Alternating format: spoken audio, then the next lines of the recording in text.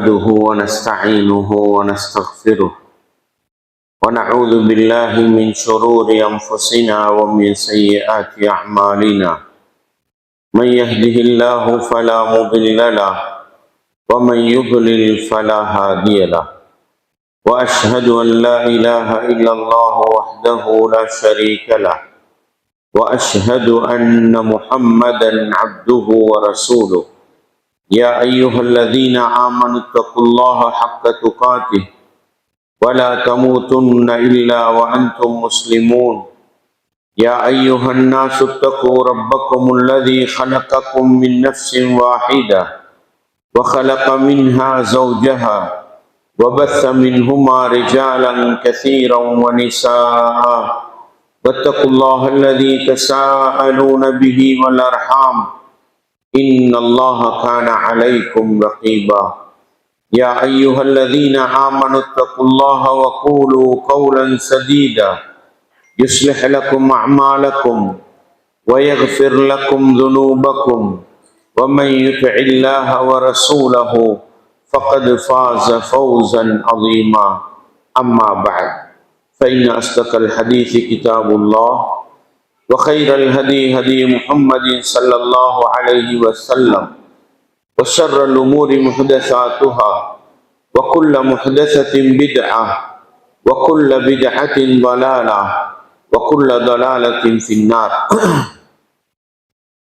வார்த்தைகளில் சிறந்தது வல்லவன் ரஹ்மானின் வார்த்தை என்றும், நடைமுறைகளில் சிறந்தது நபிகளார் ஸல்லல்லாஹு அலைஹி வஸல்லம் அவர்களுடைய வாழ்க்கை வழிமுறை என்றும், அவர்களுடைய வாழ்க்கை வழிமுறைகளுக்கு பின்னால் மார்க்கத்தில் புதிதாக புகுத்தப்பட்டவைகள், கர்மங்களிலே மிக மோசமானவைகள் பித்அத்துகள், எல்லா பித்அத்துகளும் வழிகேடுகள், எல்லா வழிகேடுகளும் மனிதனை நரகத்துக்கு இட்டுச் செல்லும் என்று சொன்னவனாக இந்த நிகழ்ச்சியை ஆரம்பம் செய்கின்றேன்.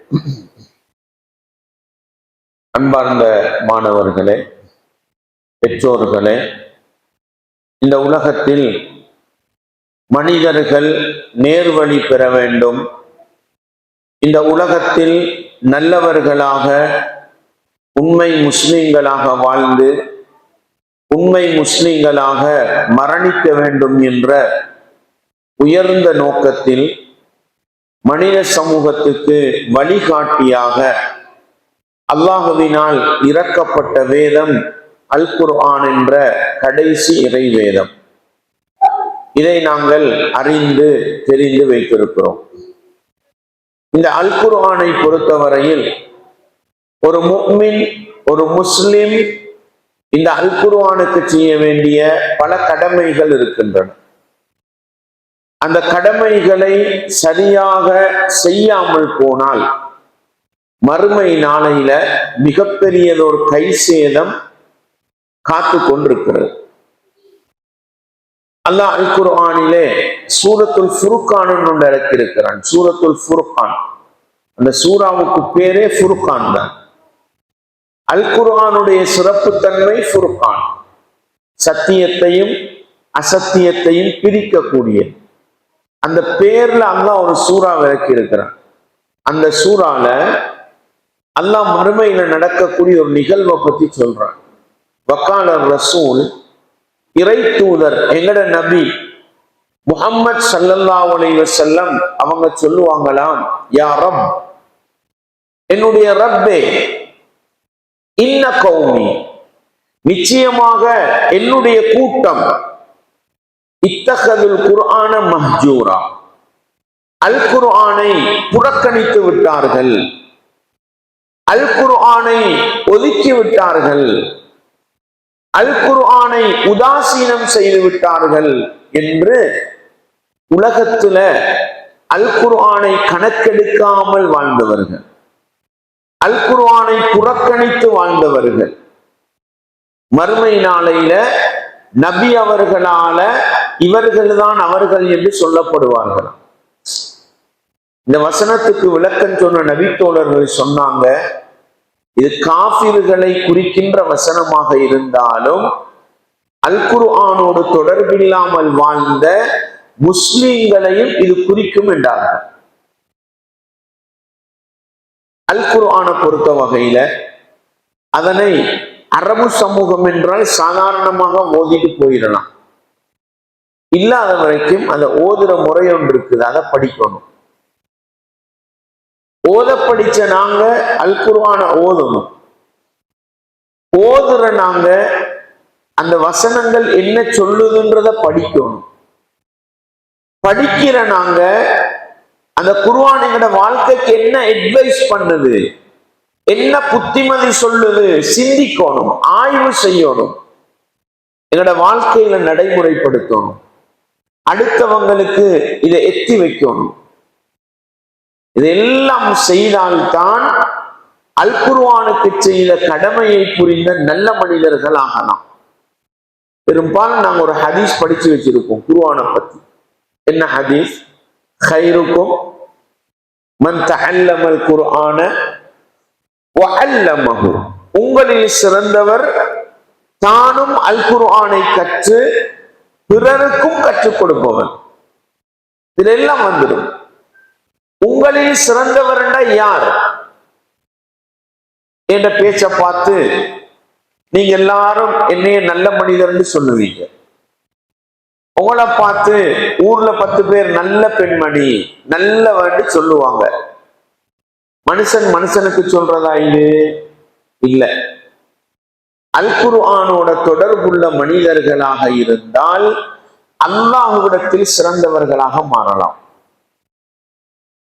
தானும் அல் குர்ஆன கற்றுக்கொள்ளணும், அடுத்தவங்களுக்கும் கற்றுக் கொடுக்கணும். இதுதான் அல்லாஹ்விடத்தில் என்னையும் உங்களையும் சிறந்தவர்களாக மாற்றும். அல் குர்ஆன ஓதல்ல, ஓதி கொடுக்கல்ல, நாங்களும் படிக்கல, எங்கட புள்ள குட்டிக்கும் படிச்சு கொடுக்கல. மறுமை நாளையில முஹம்மது நபி அவர்கள் விரல் நீட்டி எங்களை பார்த்து இவர்கள்தான் குர்ஆனை புறக்கணித்தவர்கள் என்று கேவலப்படுத்துகிற நிலைக்கு நானும் நீங்களும் ஆளாகிவிடக் கூடாது. அதனாலதான் அல்லாஹ்வுடைய தூதர் ஸல்லல்லாஹு அலைஹி வஸல்லம் அவங்க சொன்னாங்க, வல் குர்ஆனு ஹுஜ்ஜத்துன் லக அவ் அலைக்கன்றாங்க. அல் குர்ஆன் என்பது ஒன்றில் உனக்கு சப்போர்ட்டா வரும், ஆதரவாக மறுமை நாளையில வரும், அல்லது உனக்கு எதிராக வரும்ண்டாங்க. அல் குர்ஆன் என்ன செய்யும்? ஒன்றில் உங்களுக்கு உதவி செய்யக்கூடியதாக வரும், அல்லது உங்களுக்கு எதிராக வரும். அர்த்தம் என்ன? அல் குர்ஆனுக்கு செய்ய வேண்டிய கடமைகளை செஞ்சுட்டு போனா அந்த அல் குர்ஆனே எங்களை சுவர்க்கத்துல கொண்டு போய் விடும். அல் குர்ஆனை பால்படுத்திட்டு போனா அந்த அல் குர்ஆன் எங்களுக்கு எதிராக அல்லாட்ட பேசும். நாங்க எந்த இடத்துல இருக்கிறோம்? அல் குர்ஆனுக்கு செய்யற கடமைகளை சரியா செய்யற நிலையில இருக்கிறோமா, அல்லது அல் குர்ஆனுக்குரிய கடமைகளை பால்படுத்துற நிலையில இருக்கிறோமா? இதை சிந்திக்கிற ஒரு மஜ்லிஸ் தான் இன்றைய அமர்வு. ஏன் மறுமையில கை சேதப்பட இயலாது. உலகத்துல நம்ம சிந்தித்துத்தான் செயலாற்ற வேண்டியிருக்குது. ஏதோ நம்ம எங்கட பிள்ளைகளை அல் குர்ஆனை சுமந்த ஹாஃபில்களாக ஆக்கணும் அப்படின்னு ஆசைப்படுறவங்க இது சாதாரணமான விஷயம் அல்ல. இது மறுமையில எங்களை கண்ணியப்படுத்தும். இந்த பிள்ளைகள் உங்களோட வந்தாங்களோ இல்லையோ, நீங்க இந்த பிள்ளைகளுக்கு குர்ஆனை கொடுக்க செய்யற முயற்சி இருக்குது பாருங்க. அந்த குர்ஆன் சொல்லும், யா அல்லாஹ், இவர்கள் இந்த குர்ஆனுக்காக தன்னுடைய பிள்ளையை அர்ப்பணித்தவர்கள். உலக படிப்புக்கெல்லாம் முக்கியத்துவம் கொடுக்குறீங்க. மகனை டாக்டர் ஆக்கணும், இன்ஜினியர் ஆக்கணும், லோயர் ஆக்கணும். ஆனா அல் குர்ஆனை பார்த்து ஓத தெரியாத உங்களோட மகனுக்கு டாக்டர் ஆகி மாசம் உங்களுக்கு 50,000 சல்லிய கையில கொண்டு தரலாம். இன்ஜினியர் ஆகி 20,000 சல்லிய கொண்டு உங்களோட கையில தரலாம். ஆனா மகனுக்கு குர்ஆன் ஓத தெரியாது. குர்ஆன் உங்களுக்கு எதிராக மறுமையில வந்து நிற்கும். சாதாரண விஷயமா இது? சாதாரண விஷயம் அல்ல. எனவே அல் குர்ஆன் என்பது ஒன்றில் உங்களுக்கு ஆதரவாக மறுமையில வந்து நிற்கும், அல்லது எதிராக வந்து நிற்கும். பாருங்க, முஸ்லிம்ல வரக்கூடிய ஒரு ஹதீஸ், நாஃபி இப்னு அப்துல் ஹாரிஸ் இவங்க உமர் ரதியல்லாஹு அவங்கள உஸ்மான் என்ற இடத்துல சந்திக்கிறாங்க. உமர் ரதியல்லாஹு ஆட்சி புரிகிற காலம். உமர் ரதியல்லாஹு அவங்கள மக்காவுக்கு கவர்னரா நியமிச்சுட்டு வந்திருக்கிறாங்க. மக்காவுக்கு அவரை பொறுப்பு வச்சுட்டு உமர் ரதியல்லாஹு வந்திருக்கிறாங்க. வந்தா உஸ்மான் என்ற இடத்துல இவரை சந்திக்கிறாங்க. மக்கால பொறுப்புக்கு நிக்க வேண்டியவர் உஸ்மான் என்ற இடத்துல வந்து நிக்காரு. உடனே கேட்டாங்க உமர் ரதியல்லாஹு, மக்காவுக்கு உங்களை பொறுப்புல வச்சுட்டு வந்தேன், நீங்க உஸ்மானுக்கு வந்திருக்கிறீங்க, மக்கால யாரு பொறுப்பா நிக்கிறேன்னு கேட்கிறாங்க. ஏன்னா ஆட்சியாளர்கள் யாரும் ஒரு தனக்கு பொறுப்பான இடத்தை சும்மா விட்டுட்டு வர மாட்டாங்க. அந்த இடத்துல வேறொருத்தர் நியமிச்சுட்டு தான் வரணும். அப்ப சொன்னாங்க அப்துல் ரஹ்மான் இப்னு அபுஸாவை வச்சுட்டு வந்தேன்னாங்க. எங்க மக்காவுக்கு பொறுப்பாக அப்துல் ரஹ்மான் இப்னு அபுஸாவை வச்சுட்டு வந்தேன்னாங்க. அவங்க கேட்டாங்க யாரு அபுஸான்றது? உமர்றது வந்து தெரியாது. அப்பதான் சொன்னாங்க மௌலா மின் மவாலினா, எங்களுக்கு கீழே பணிபுரியக்கூடிய எங்களோட அடிமைகளில் ஒருவர்ந்தாங்க. என்ன சொன்னாங்க? எங்கட அடிமைகளில் ஒருவர். அப்படி இருக்கிற ஒருத்தரை பொறுப்புக்கு வைக்கல, யாரும் கட்டுப்பட மாட்டாங்க. அப்ப கேட்டாங்க உமர் ரலியல்லாஹு அன்ஹு, ஃபஸ்தக்லஃப்த அலைஹி மௌலா, நீங்க ஒரு அடிமையா பொறுப்புல வச்சுட்டு வந்தீங்க அப்படின்னு கேட்கும் பொழுது அப்துல் ரஹ்மான் இப்னு நாஃபி இப்னு அப்துல் ஹாரிஸ் சொன்னாங்க இன்னஹு காரிஉன் லிகிதாபில்லாஹி அஸ்ஸ வஜல், அவர் ஒரு அடிமையாக இருந்தாலும் அல் குர்ஆனை நல்ல முறையில் ஓதக்கூடிய ஒரு ஹாஃபிஸாக இருக்கிறார். வ இன்னஹு ஆலிமுன் பில் ஃபராயித், அனந்தர சொத்து, ஒரு மனிதர் மரணித்து விட்டால் அந்த சொத்துக்களை எப்படி பிரிக்கணும் அதை பத்தி நல்ல அறிவுள்ள ஒரு மனிதர் இருந்தாங்க. குர்ஆனோட அறிவு இருக்குது, சட்ட சம்பந்தப்பட்ட அறிவு இருக்கு. ஹாஃபிஸ், ஆலிம்.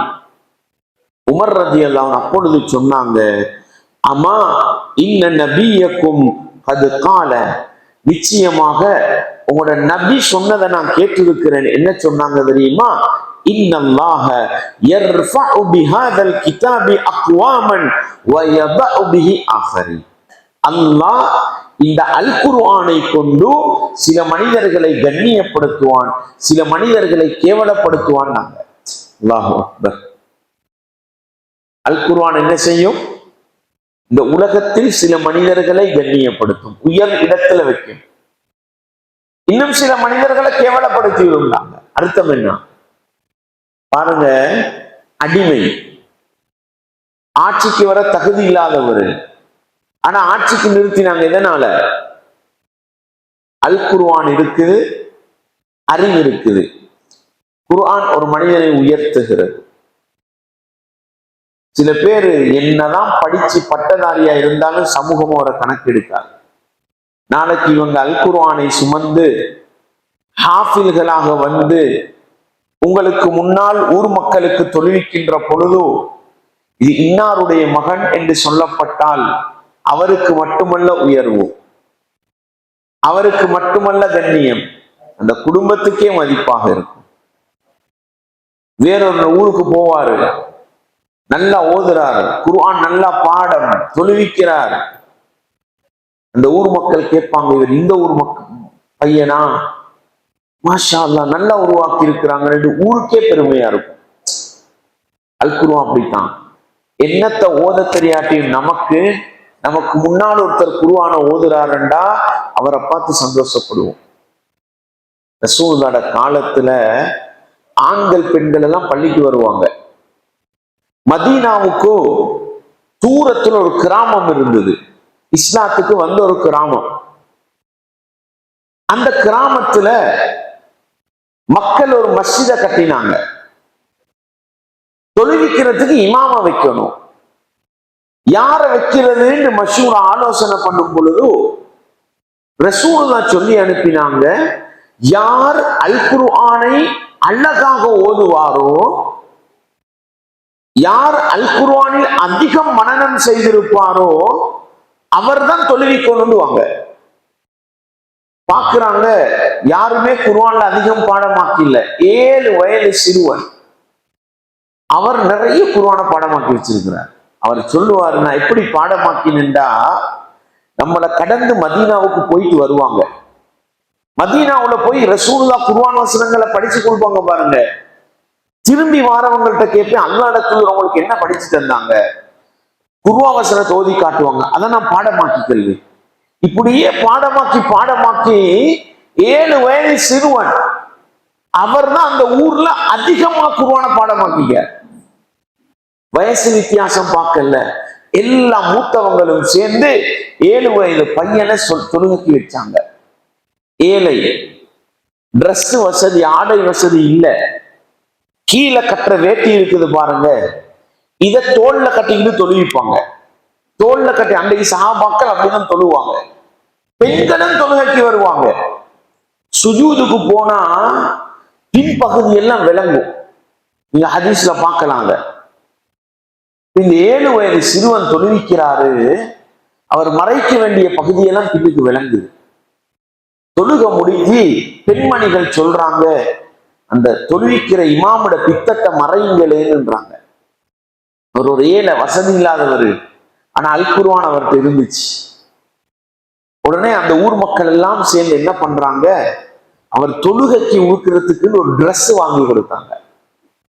அந்த 7 வயது சிறுவன் சொல்லுவாரு, நான் இஸ்லாத்துக்கு வந்த பிறகு என் வாழ்க்கையில் நான் சந்தோஷப்பட்ட ஒரு இடம் என்றால் எனக்கு தொழுவிக்கிறதுக்கு ஒரு உடுப்பு ட்ரெஸ் வாங்கி தந்தாங்க பாருங்க, அதுதான் புகாரில வர செய்தி. இது எதுக்கு நான் சொல்ல வரேன் பாருங்க. பரிபூர்ணமா உடுக்கிறதுக்கு ஆடை வசதியில ஒரு ஏழை, வயதுல சின்னவர், ஏன் தொழுவிக்கிறதுக்கு முன்னுக்கு வந்தாரு? அல் குர்ஆன் ஒரு மனிதனை இந்த உலகத்தில் உயர்த்தும், இன்னும் ஒரு மனிதனை தாழ்த்தும். எனவே அல் குர்ஆன் என்பது சாதாரணமான ஒன்றல்ல.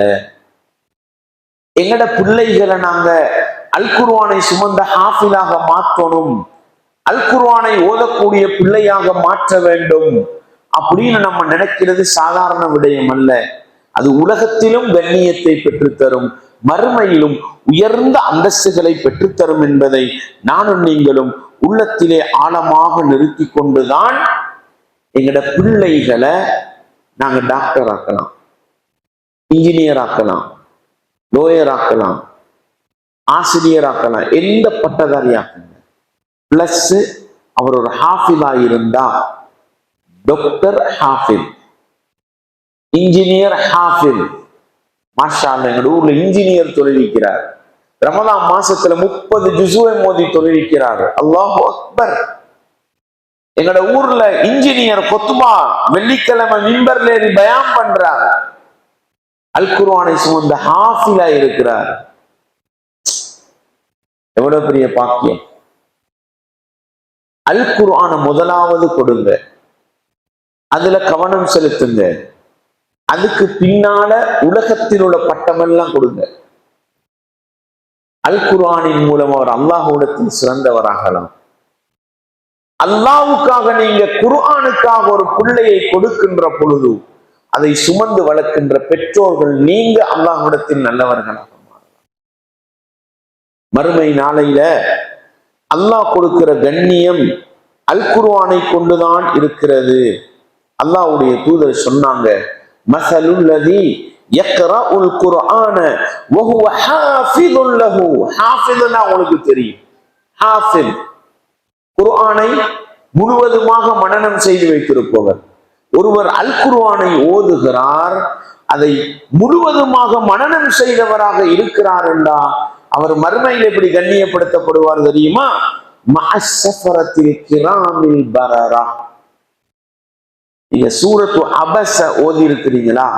அபஸ வத்தவல்லா அன்ஜாஅஹுல் அமா ஃபீ ஸுஹுஃபின் முக்கர்ரமா மர்ஃபூஅத்தின் முத்தஹ்ஹரா பிஐதி ஸஃபரா கிராமின் பரரா. லவ்ஹுல் மஹ்ஃபூதுல இந்த உலகத்தில் உள்ள இந்த குர்ஆனுடைய ஒரிஜினல் பிரதி இருக்குது. அல்லாஹ் அங்கதான் பாதுகாத்து வச்சிருக்கிறான். அதை பாதுகாக்கிறவங்க தான் அஸ்ஸஃபரத்துல் கிராமில் பரரான்ற மலக்குமார்கள். உலகத்துல அல் குர்ஆனை மனனம் செய்து நல்ல முறையில் ஓதுகின்ற ஹாஃபிதுகளை அல்லாஹ் மறுமை நாளையில யாரோட வச்சிருப்பான் தெரியுமா? அல்லாஹு அக்பர். அல் குர்ஆனை லவ்ஹுல் மஹ்ஃபூதில் வைத்து பாதுகாக்கின்ற அஸ்ஸஃபரத்துல் கிராமில் பரரா என்ற அந்த நல்ல உயர்ந்த மலக்குமார்களோடு வைத்து கண்ணியப்படுத்துவான் என்றால், அப்படிப்பட்ட உயர்ந்த பாக்கியத்தை நோக்கித்தான் எங்களுடைய பிள்ளைகளை தியாகம் செய்திருக்கிறோம், அர்ப்பணித்திருக்கிறோம் என்றதை நாங்க மறந்துடக்கூடாது. இது சாதாரண பணி அல்ல. உங்களோட பிள்ளைகளை நீங்க குர்ஆனை மனனம் செய்ய விடுறீங்கன்னா இது சாதாரணமானதல்ல. நீங்க குர்ஆனை பாடமாக்குறீங்கடா இன்றைக்கு, இது சாதாரண விஷயம் அல்ல. உலகத்திலே உங்களுக்கு கண்ணியம் இருக்குது, நாளைக்கு மறுமையிலையும் கண்ணியம் இருக்குது. குர்ஆனை பாடமாக்குற ஒவ்வொரு மாணவர்களும் இதை மனசுல வச்சுக்கிட்டு பாடமாக்குங்க. என்ற புள்ள குர்ஆனை பாடமாக்குதுன்னு சந்தோஷப்படுற பெற்றோர்கள் இதை மனசுல வச்சு கொண்டு ஹாஃபிலாக்குங்க. அதுல பொடுபோக்கு செஞ்சிடாதீங்க, அதுல தாமதம் காட்டிடாதீங்க. உங்களோட உச்சகட்ட ஆசை, உங்களோட உச்சகட்ட ஆர்வம் குர்ஆனை மனனம் செய்யறதுக்கு நீங்க காட்டுங்க. உலகத்துல நம்ம எத்தனையோ விடயத்துக்கு புள்ளகளை பாவிக்கிறோம், புள்ளகளை இழக்கிறோம், புள்ளகளை தியாகம் செய்யறோம். அல்லாஹ்வுடைய வேதம் அல் குர்ஆனுக்கு நம்ம செய்யலண்டா நம்ம புள்ள பெற்று வளர்க்கறதுல என்னதான் இருக்கு? இன்னைக்கு உங்களோட ஊர் அப்படியே நீங்க கண் முன்னால வச்சு பாருங்க. இளைஞர்களை கொண்டு வந்து குர்ஆனை பார்த்து ஓத சொல்லுங்க, ஓத தெரிய. ஒரு இளைஞனாக இருந்து கொண்டு, படிச்ச பட்டதாரியாக இருந்து கொண்டு அல் குர்ஆனை அழகா ஓத தெரியாதுண்டா இதை விட கேவலம் வேறொன்றும் இல்லை. சில நேரம் மகன்மார ஹாஃபிலா கொண்டு ஆசைப்படுகிற தாய்மார்கள்ல பல பேருக்கு குர்ஆனை பார்த்து ஓத தெரியாமல் இருக்கலாம். என்ன பண்ணுவோம்? அல் குர்ஆனை திறந்து அப்படி பார்த்துட்டு தொட்டு முகந்து தலையில வச்சு மூடி வைப்போம். இதுக்கு ஏதாவது நன்மை இருக்கா? அல் குர்ஆனை பார்க்கறதுக்கு நன்மை இருக்கா? அல் குர்ஆனை முத்தமிடுறதுக்கு நன்மை இருக்கா? அல் குர்ஆனை நெஞ்சில வச்சுக்கிட்டு மூடுறதுக்கு நன்மை இருக்கா? எதுக்குமே நன்மை இல்லை. எப்படி நன்மை கிடைக்கும்? ரசூலுல்லாஹ் காலத்துல குர்ஆன் புத்தக வடிவத்திலே இல்லையே, ஓசை வடிவத்துல தானே இருந்தது, தொன்ற வடிவத்துல இருக்கலையே. நன்மை கிடையாது. ஓத தெரியுமா? மனப்பாடம் செஞ்சு வச்சிருக்கிறீங்களா? கட்டாயம் வாழ்க்கையில உங்களோட மகன் ஓதிட்டு வராரு, மௌத்தாகிறதுக்கு முன்னால் ஒரு முடிவெடுங்க. ஏண்ட மகனை வச்சு நான் சூரத்துல் ஃபாத்திஹாவையாவது பார்த்தோத படிக்கணும். குர்ஆன்ல 10 சூறாவை மனப்பாடமாக்கி கொள்ளணும். 10 சூறா மனப்பாடமாக்கி வச்சுக்கோங்க. மறுமையில் அது உங்களோட அந்தஸ்தை கூட்டும். கட்டாயம் செய்யுங்க. உங்களோட மகனை நீங்க இந்த உருவாக்கினா நாளைக்கு அந்த மகன் இந்த ஊர்ல 10 பேர் உருவாக்க போறார். அந்த 10 பேர் ஹாஃபிலா வார நேரம் அவங்களோட நன்மையெல்லாம் அவங்களுக்கு கிடைக்க போகுது. சும்மா உங்கள்கிட்ட கேட்கிறேன், இந்த உங்களோட பிள்ளைகளுக்கு அல் குர்ஆனை மனனம் செய்ய வைக்கிற உஸ்தாதுமார் எங்கிருந்து வராங்க? எங்கிருந்து வராங்க? ஊப்பியில இருந்து வர வேண்டியிருக்கு, வடக்குல இருந்து வர வேண்டியிருக்கு, கிழக்குல இருந்து வர வேண்டியிருக்கு. ஏன்? உங்களோட ஊர்களுக்கு ஹாஃபில்கள் தேட இல்லாம இருக்கு. தமிழ்நாட்டிலேயே கஷ்டமா இருக்கு. விரல் விட்டு எண்ணப்படுறவங்க தான் இருக்கிறாங்க. ஏன் குர்ஆனை நாங்க உதாசீனம் பண்றோம்? ஏன் நாங்க குர்ஆனை புறக்கணிக்கிறோம்? இன்றைக்கு நாம எங்கட பிள்ளைய உருவாக்கலண்டா நாளைக்கு எங்கட பேர பிள்ளைகளுக்கு அல் குர்ஆனை சொல்லிக் கொடுக்கிறது யார்? அல் குர்ஆனை மனனம் செய்ய வைக்க போறது யார்? இன்றைக்கு நீங்க பொறுமையோட பல கஷ்டங்களை சுமந்து கொண்டு சிறந்த ஒரு ஹாஃபிதை உருவாக்குங்க. குர்ஆனை முடிக்கிறது நோக்கம் இல்லைங்க. 30 ஜுஸுவையும் பாடமாக்கி முடிக்கிறது நோக்கம் இல்லை. 30 ஜுஸுவும் பார்க்காம கண்ணை மூடிக்கொண்டு ஓதுகிற அளவுக்கு இருக்க வேண்டும். அல் குர்ஆன் சாதாரணமானதல்ல. அல்லாஹ்வுடைய தூதர் சொல்லுவாங்க, அல் குர்ஆன் விடயத்தில் நீங்கள் அதிக கவனம் செலுத்துங்கள். பாடமாக்குறவங்க விளைவிக்குங்க, அதிக கவனம் செலுத்துங்கள். ஏன்? கட்டு அவிழ்க்கப்பட்ட ஒட்டகம் எவ்வளவு வேகமாக ஓடுமோ அது போன்று உள்ளத்திலிருந்து குர்ஆன் கலண்டு போகும்டாங்க. நாங்க நினைக்கிறோம் 30 ஜுஸ்வ பாடமாக்கி முடிச்சுட்டா ஹாஃபிஸ் வந்து இல்ல. அதை ஓதி ஓதி ஓதி மனசுல வைக்கலண்டா வந்த வேகத்துல குர்ஆன் ஓடி போயிடும். ஒரு கிழமை ஓதலன்னு வைங்க, மறந்துடுவானவாஸ். குர்ஆன் பாடமாக்குறது சாதாரண பணி அல்ல. நம்மெல்லாம் 360 நாளும் மதரசால இருப்போம். உங்களுக்கு ஹிஃபில் பண்ண வந்திருக்கிற உஸ்தாத் மாட்ட கேளுங்க, 360 நாள்ல விடுமுறை நாட்கள் தவிர்த்து மத்த எல்லா 24 மணித்தியாலே மதரசால தான் இருப்போம். ஒரு தடவை லீவுக்கு போயிட்டு வரும் பொழுதோ அரவாசி மறந்துட்டு வந்துருவோம். ஏன்? போறது 3 மாசத்துக்கு ஒருக்கா 10 நாள் தான்.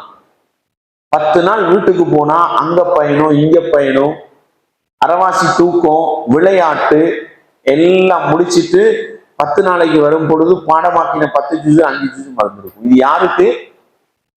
இது யாருக்கு?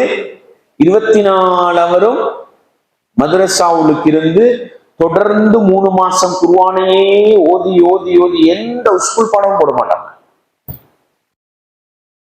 நம்மெல்லாம் 11 வயதுல போவோம், 15 வயசு வரைக்கும் ஆனா ஆவணா படிக்க மாட்டோம், ஏபிசிடி படிக்க மாட்டோம், பாடசாலை கல்வியை காட்டவே மாட்டாங்க. காலையில 4 மணி சுபகுக்கு 45 நிமிடத்துக்கு முன்னால எழும்பினோம்டா குர்ஆன கையில் எடுத்தா 7 மணி ஆஃப் தருவாங்க. குளிக்கணும், சாப்பிடணும், 9 மணிக்கு வந்து உட்காரணும். கொடுத்தா நம்ம கொடுத்துக்கிட்டு இருக்கிறோம் பாருங்க, ஒரு ஜுசு கொடுத்துக்கிட்டு இருப்போம். அந்த ஜுசுல பாடமாக்குறத துகர் வரைக்கும் ரிட்டர்ன் கொடுக்கணும். 30 ஜுசும் கிடையாது. அலிஃப்லாம் நம்ம பாடமாக்குறோம், இதை விளங்கிக்க மதரசாவை பத்தி. அலிஃப்லாம் நம்ம பாடமாக்குறோம்டா ஒரு நாளைக்கு ஒரு பக்கம் கொடுப்போம், இது புது பாடம். 2வது நாளைக்கு இன்னொரு பக்கம் கொடுப்போம், இது ஒரு புது பாடம். 3வது நாளைக்கு ஒரு பக்கம் கொடுப்போம். இப்ப எத்தனை பக்கம் கொடுத்துட்டோம்? இந்த 3 பக்கத்தையும் இந்த 9 மணியிலிருந்து லுகருக்கு இடையிலோட பாடத்துல ரிட்டர்ன் கொடுக்கணும், ஒவ்வொரு நாளும் கொடுக்கணும். கொடுக்கலன்னு சொன்னா ஒரு கிழமையில் இது அவ்வளவு மறந்து போயிடும். இதுக்கு சொல்றது சபக் பாடம் உண்டு. இதை செய்யலன்னா நீங்க அலிஃப்லாம் மீம முழுக்க முடிக்க போல அலிஃபாம்ல முக்காவாசி மறந்து போயிடும். புது பாடம் ஒவ்வொரு பக்கம் சேர சேர 9 மணிலிருந்து லுகருக்கு இடையில் உள்ள பாடத்துல அதை ரிட்டர்ன் கொடுக்கணும், கொடுத்து கொடுத்து போலீஸ் பண்ணணும். எத்தனை தடவை ஓதிப்படும்? ஒரு குர்ஆன் ஒரு ஜுசு முடிக்க எத்தனை நாள் போகுது தம்பி? பாட்டை முடிச்சா 24 மணித்தியால மதரசால இருந்தா 15 நாள் 20 நாள் பிடிக்கும் ஒரு ஜுசு முடிக்க. 24 மணித்தியால இந்த ஏபிசிடி ஆனா அவன்னா எதுவும் படிக்காம குர்ஆனை மட்டும் பாடமாக்கி 20 நாள் 15 நாள் போகும். இந்த 15 நாளும் வேலை தெரியுமா? புது பாடம் கொடுக்க கொடுக்க இந்த 9 மணியில இருந்து லுகர் வரைக்கும் கொடுத்த பாடத்தை ரிட்டர்ன் கொடுக்கிறது. எத்தனை தடவை ஓதிப்படும்? இப்ப அலிஃப்லாமிமா முடிச்சிடுவோம், செயற்குழு ஆரம்பிப்போம். அதுல ஒரு பக்கம் 2 பக்கம் புது பாடம் சேர சேர அதுல லுகர்ல இருந்து 9 மணி கெப்புல செயற்குழுவை மீட்டுவோம். அலிஃப்லாம் இருக்குது பாருங்க, இப்ப இது பழைய பாடம் ஆகிடும். லுகர்ல இருந்து அசர் வரைக்கும் அதை கொடுக்க ஆரம்பிச்சிருவோம். இப்படித்தான் குர்ஆன் பாடமாக்குறது. இதுதான் 24 அவரும் வேலை. அசருக்கு பின்னால விளையாடுங்கன்னு விட்டுருவாங்க. மக்ரிபோட வந்து உட்கார்ந்தா நாளை சுபகுக்கு பின்னால கொடுக்க வேண்டிய புது பாடத்தை பாடமாக்கணும். மக்ரிபில இருந்து கிட்டத்தட்ட 9 மணி வரைக்கும் புது பாடம் பாடமாக்கணும். ஒரு பக்கமோ திறமை உள்ளவங்க 2 பக்கம் 3 பக்கம் பாடமாக்குவாங்க. பெரும்பாலும் திறமை குறைஞ்ச ஆட்களை தான் கொண்டு போய் மதரசால போடுறோம். கெட்டித்தனம் திறமை உள்ளவனை கொண்டு போய் படிப்புக்கு போட்டுடுறோம். இங்க பாடமாக்கி சுபகுக்கு முன்னால அறவர் 45 நிமிஷத்துக்கு எழுப்பி விடுவாங்க. தஹஜ்ஜுது தொழுதுட்டு உட்கார்ந்தா மகரிபுக்கு போற பாடமாக்கினா பாருங்க, அரை பக்கமோ ஒரு பக்கமோ 1.5 பக்கமோ அந்த தூக்கத்தோட என்ன செய்வோம் நாங்க ரிப்பீட் பண்ணி அரைச்சி அரைச்சி அரைச்சி மனசை கெடுத்துட்டு சுபக தொழுது புதிய பாடம் கொடுப்போம். இதுதான் 24 மணித்தியால வாழ்க்கை. இப்படி 30 ஜுஸ்வையும் முடிச்சு, இப்ப விளங்கிச்சா இஃபுல்டா என்னண்டு? இப்படி 30 ஜுஸ்வை முடிச்சதுக்கு பின்னால ஒரு வருஷம் டைம் தருவாங்க. அந்த ஒரு வருஷத்துக்கு 15 தடவை 30 ஜுஸ்வையும் ஒரு எழுத்து பிழையாகாம கொடுக்கணும். எத்தனை தடவை ஓதிப்படும்? எத்தனை தடவை ஓதிப்படும்? சொல்ல இயலாது. ஆயிரக்கணக்கு தடவை ஓதிப்படும். ஒரு வருஷம் ஓதல்லண்டு வைங்க, 15 தடவை பார்க்காம முழுக்க கொடுத்துட்டு ஒரு வருஷம் குர்ஆனை திறக்கல்லண்டு வைங்க, அடுத்த வருஷம் போயிருக்கும். அவ்வளவு சாதாரண பணி அல்ல. ஆனா குர்ஆனை சுமக்கிற ஆசை வந்துட்டா, அந்த இன்ட்ரெஸ்ட் வந்துட்டா, அல்லாஹு அக்பர், அது ஒரு இன்பம் தான். குர்ஆனை சுமந்த ஹாஃபில்களுக்கு ரமலான் மாசம் வந்தா சரி சந்தோஷமா இருக்கும். ஏன் தெரியுமா? நம்ம சின்ன புள்ள காலத்துல 30 ஜுசு ஓதி தொழில்ப்போம். இப்ப நிறைய இடத்துல தொழில்க்கிறது இல்லை, டைம் போதாது. இவ்வளவு கஷ்டப்பட்டு தான் குர்ஆனை சுமக்கணும். அதுவும் படிப்பு பட்டம் கொண்டு ஓதல்லன்னா மறந்து போயிடும். ஆனா 15 தடவை 30 ஜுசு பார்க்காம கொடுத்து கடைசியா பிழை வராம கொடுத்துட்டோம்டா தாக்கு பிடிக்கும். 15 வருஷத்துக்கு தாக்கு பிடிக்கும். 30 ஜுசும் மறக்காது. ஒரு தடவை பார்த்தா ஓதி எடுத்துடலாம். ஏன் எத்தனை ஆயிரம் தடவை ஓதி பாரு 30 ஜுசுவை. ஒரு மாசம் ஒரு இடத்துல உட்கார்ந்தா தண்ணியாக்கி எடுத்துடலாம். நான் 30 ஜுசுவையும் மனப்பாடமா கொடுத்தாரு. ஒரு தடவையாவது முழு குர்ஆனை ஒரே ரவுண்ட்ல கொடுக்கலண்டா ஒரு வருஷம் குர்ஆன் நிக்காது. Time waste.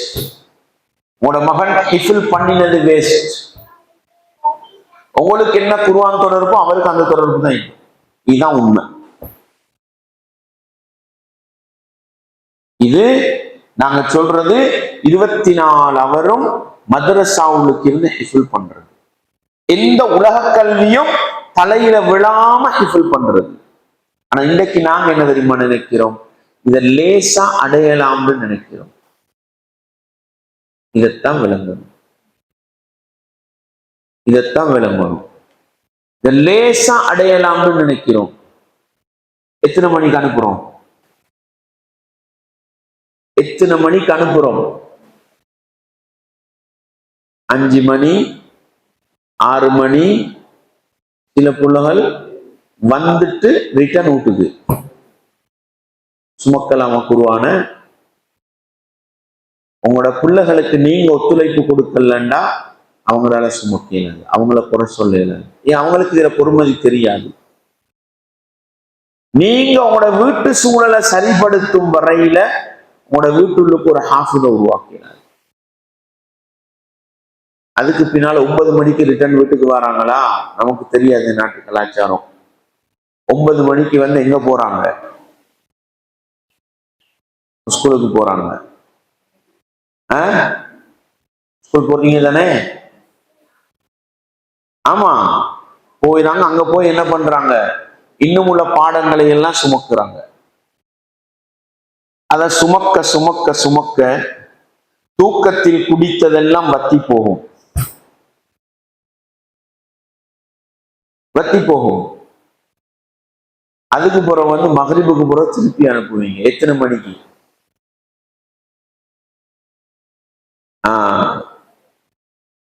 இப்ப பாருங்க, இந்த இடத்துல பிரியாணி இருக்கு.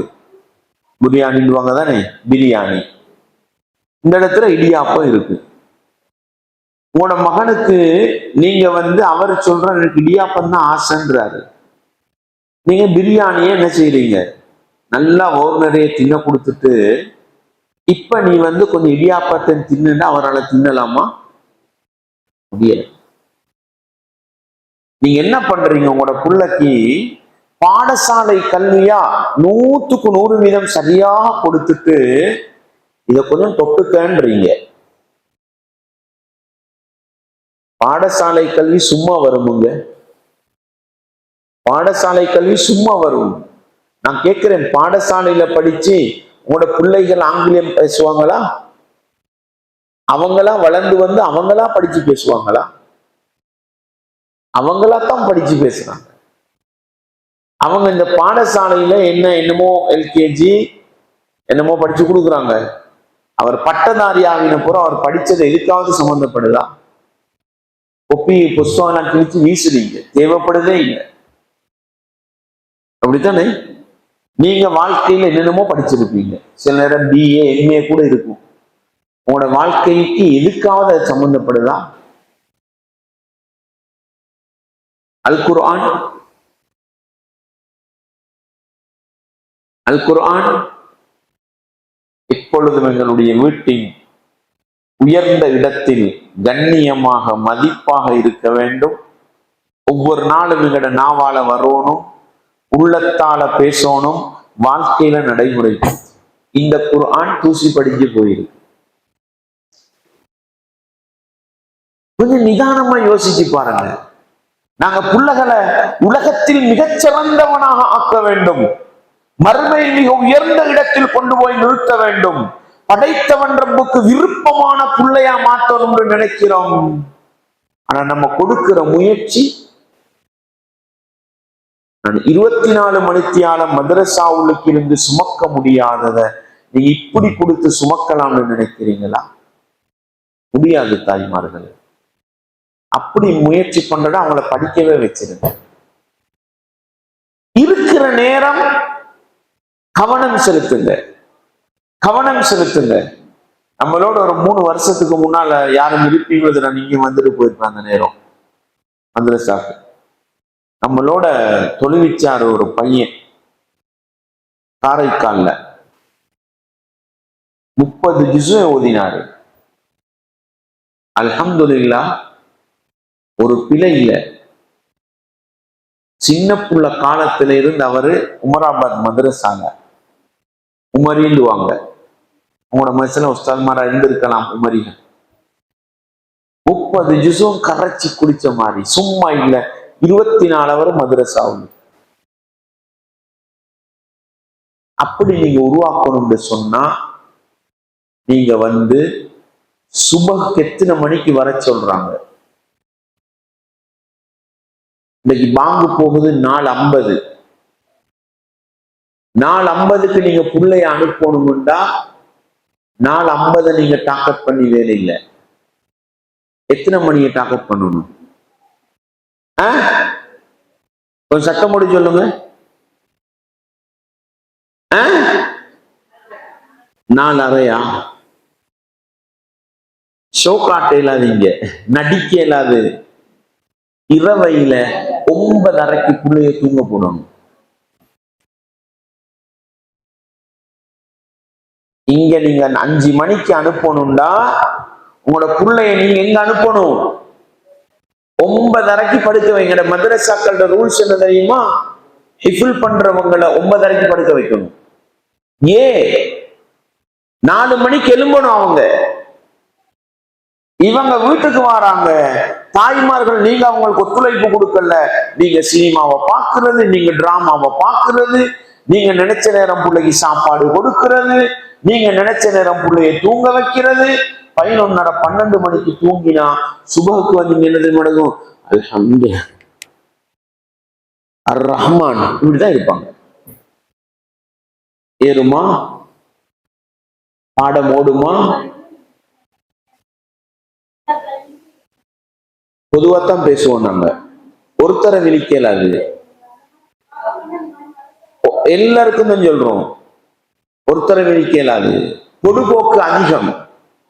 ஒருத்தர் 2 பேர் நல்லா இருப்பாங்க, அது அவங்களோட பாட்டுல அவங்க செய்வாங்க. எல்லாரும் அது மாதிரி வரணும். விளங்குது அவங்களுக்கு? எல்லாரும் நீங்க முயற்சி பண்ணினீங்கண்டா இந்த மதரசாவை கட்டி எழுப்பலாம். நீங்க வீட்டு சூழலை மாத்தணும். அந்த பிள்ளைகளுக்காக சில தியாகங்களை செய்யும். நான் சொன்னேனே, இந்த பிள்ளைகள் உருவாக்கத்துக்கு பின்னால் உங்களுக்கு நன்மை இருக்கு. இந்த பிள்ளைகளுக்கு கிடைக்கிற எல்லா பாக்கியம் உங்களுக்கு கிடைக்கும். நீங்க முயற்சி பண்ணணும். அதனால வீட்டுல அவங்க வீட்டுக்கு வந்தா கொஞ்ச நேரம் உங்களோட சந்தோஷமா இருக்கட்டும், மகிழ்ச்சியா இருக்கட்டும். குறைஞ்சது 10 மணிக்கு சாப்பாட்டை கொடுத்து அழகா தூங்க போடுங்க. அவங்க ரெஸ்டா இருக்கு. ஏன்னா அவங்க மேலதிகமா ஒரு கல்வியை சுமக்குறாங்க. அவங்களோட தலை சுமக்கணும், அவங்களோட மனசு ஏற்றுக்கொள்ளணும். விளங்குதா? எனவே 5 மணிக்கு அனுப்பணும்னு ஆசைப்படுற நீங்க எத்தனை மணிக்கு தூங்க வைக்கணும்? இல்லைண்டா என்ன தெரியுமா செய்வாங்க? இங்க தூங்க ஆரம்பிச்சிருவாங்க. பிள்ளையோட வாழ்க்கையை வீணாக்க சின்ன பிள்ளைகள் அவங்க சுமக்கணும். நீங்க உங்களோட முழு ஒத்துழைப்பை கொடுத்தீங்கண்டா உங்களோட ஆசைக்கும் ஆர்வத்துக்கும் அல்லாஹ் சிறந்த ஒரு ஹாஃபிஸ் உங்களோட வீட்டுக்கு உருவாக்கலாம். 24 மணித்தியால மதரசாவுக்கு இருக்கிற ஹாஃபில்களுக்கு எத்தனை நாள் லீவ் கிடைக்கும்? 10 நாள் 15 நாள் லீவ் கொடுப்பாங்க. ஆனா உங்களோட பிள்ளைகள் அரைவாசி நேரம் வீட்டுல இருக்க போறாங்க. என்ன பண்றீங்க? சுபகுக்கு வராங்க, இரவு முடிவெடுக்கிறீங்க, நாளைக்கு ஒரு பயணம் போகணும், மகனையும் கூட்டிட்டு போக ரெடியாக நடக்குதா? என்னடா இவங்க சொன்ன மாதிரி எல்லாரும் இல்ல, தேவை வரும் பொழுது எல்லாரும் செஞ்சுக்கிறோம். நாங்க எங்களை தியாகம் பண்ணுவோம். பயணங்கள் நாங்க பயணத்தை குறைப்போம். திருமண வீடு, வலிமா வீடு போகணும், சுண்ணா கடமை. மகனே இப்போ மதரசா சாப்பாட்டு நேரம் நான் எடுக்கிறேன் அல்லது சாப்பாடு போந்தாங்க. நம்ம தியாகத்துக்கு பழகணும். நம்ம நினைச்ச நாளெல்லாம் விடுமுறை விடுமுறை விடுமுறை வானம் மறந்து போயிடும். ஒரு நாள் அவங்க அந்த சவப்பானத்தை கொடுக்கலண்டா, ஒரு நாள் பழைய பாடத்தை கைமுக்கு கொடுக்கலண்டா, அடுத்த நாள் சும கூடும், அதிகரிக்கும். ஒரு நாள் அவங்க இங்க ஓதலண்டா பாரம் கூடிடும், சுமக்கல. 2 புதிய பாடத்தை சுமக்கணும், 2 சபப்பானத்தை சுமக்கணும். அப்ப வெறுத்துருவாங்க, பாரமாவிடும். வேண்டா வெறுப்புக்கு உம்மட வாப்பட தொல்லைக்கு ஓதுவாங்க. அடைய மட்டத்தை அடைய மாட்டாங்க.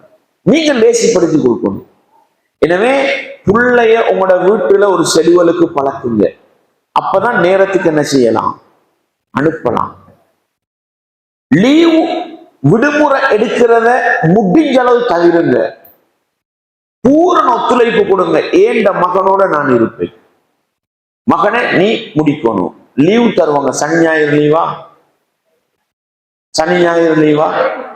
ஞாயிறு. அந்த நாள் உங்களோட ஃபங்க்ஷனை வைங்க, அந்த நாள் உங்களோட பயணத்தை வைங்க. ஒரு நாள பாடசாலையை கட் பண்றீங்களா? நினைச்ச மாதிரி பயணம் போறீங்களா? எனவே உங்களோட பிள்ளை சுமக்கிற அந்த பணி படைத்தவன் ரப்புக்கு விருப்பமான பணி. அதுக்கு நாங்க ஒரு தியாகம் பண்ணணும். எனவே உங்களோட பிள்ளைகளுடைய வீட்டு சூழலை மாத்துறது, உங்களோட பிள்ளைகளுக்குரிய விடுமுறை கலாச்சாரத்தை என்ன செய்வது, மதரசாவுடைய இந்த இந்த இந்த இடத்தினுடைய ரூல்ஸுக்கு ஏற்ற மாதிரி நாங்க வீட்டை வச்சுக்கணும். அப்பதான் அவங்கள அழகா என்ன பண்ணலாம், உருவான பாடமாக்க வைக்கலாம். இந்த ஒத்துழைப்பை நீங்க கொடுக்கணும். அடுத்தது இருக்கிற ஆசிரியர்களோட இந்த மகண்ட நிலைமை எப்படி இருக்குது, என்ன ஓதுறாரு, பாடம் தாராரா பாருங்க. உங்களோட கணவன்மார் அனுப்பி ஒரு கேள்வியா கேளுங்க. ஒவ்வொரு நாளும் பாடம் தாராரா? நாங்க என்ன ஆசைப்படுறோம், ஒவ்வொரு நாளும் ஒரு பக்கம் ஒரு பக்கம் ஒரு பக்கம் கொடுத்து முடிக்கணும். இல்ல, எங்க மகனுக்கு பாடமாக்கின அந்த தொடர் பகுதியில சபக்கு பாடணுவோம், அதுக்கு அது பாடம் இருக்கா, அதை பாடமாக்க வைங்க. ஒரு நாள் லேட்டா ஆகுறாரு, ஒரு நாள் புதிய பாடம் கேட்கல, கவலைப்படாதீங்க. ஏன் அவர் கேட்க மாட்டாரு? நேற்று சபக் பாடம் கொடுத்திருக்க மாட்டாரு. அதை கொடுக்காம இன்னொரு பக்கம் சேர்ந்தா இதனால சுமக்கலா போகும். இத போலீஸ் பண்ணிட்டு தான் இன்னொரு பாடத்தை சேர்ப்பாரு. ஏன்? இவங்க ஸ்கூல் பாடத்தையும் சுமக்குறாங்க. ஒரு நாளைக்கு புது பாடம் எடுக்க மாட்டாங்க. ஏன்? பழைய பாடம் கொடுத்திருக்க மாட்டாங்க. பழைய பாடம் கொடுக்காம புது பாடம் ஒரு பக்கத்தை கொடுத்தா பழைய பாடம் கூடும். நீ இதை தந்துட்டு புது பாடம் தாண்டுவாங்க. அப்ப நீங்க உங்களோட பிள்ளைகளுக்கு குர்ஆனை மனனம் செய்யற அந்த உஸ்தாதுமாருக்கு நீங்க ஒத்துழைப்பு கொடுத்தால் தான் அவங்களுக்கு இந்த பிள்ளைகளை சரியா கைட் பண்ணி அடைவு மட்டம் கொண்டு போகலாம். ஒரு 10 ஜுசு பாடமாக்கினா உடனே பழைய பாடத்துக்கு போடுவாங்க. 24 மணித்தியாலம் நிக்கிற மதரசான ரூல்ஸ் என்ன தெரியுமா? 5 ஜுசு முடிச்சா 5 ஜுசுவையும் பிழை இல்லாம கொடுத்தா தான் 6வது ஜுசுக்கு போடுவாங்க. 10 ஜுசு கொடுத்தா 10 ஜுசுவையும் 90% பிழை இல்லாம கொடுக்கணும். அப்பதான் 11வது ஜுசுக்கு போடுவாங்க. இது ட்ரைனிங் வந்துட்டுதுன்னா ஓதி ஓதி அதுக்கப்புறம் ஸ்பீடா கொடுக்க ஆரம்பிச்சிருவாங்க. 25 ஜுசு கொடுத்துட்டாங்கண்டா 25 ஜுசுவையும் கொடுக்காம 26க்கு பெரும்பாலும் போட மாட்டாங்க. விசாரிச்சு பாருங்க நீங்க மனசால. ஏன் தெரியுமா? அது நம்ம நினைப்போம் ஹிஃபில் முடிச்சுட்டு மீட்டலாங்க. நம்மட 2-3 பேர் இருக்கிறாங்க 24 அவர் அவங்க மதரசா ஆகுதுறோம்.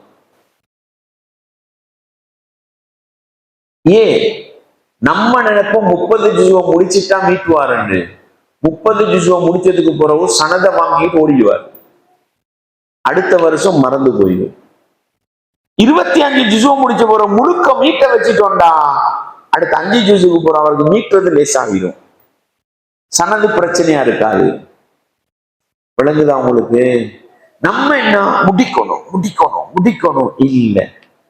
பழைய பாடத்தை பாருங்க. 5 ஜுசு தந்தா வந்து கேளுங்க. என் மகனுக்கு 5 ஜுசு பாடமா, எக்ஸ்ட்ரா டைம் எடுங்க, 5 ஜுசு கேளுங்க, ஒத்துழைப்பு கொடுங்க. அப்பதான் சிறந்த ஹாஃபில்களை உருவாக்கலாம். அல் மாஹிரு ஃபில் குர்ஆன், ரசூலுல்லாஹ் சொன்ன வார்த்தை என்ன? அல் குர்ஆனில் தேர்ச்சி உள்ளவர், தேர்ச்சி உள்ளவர்.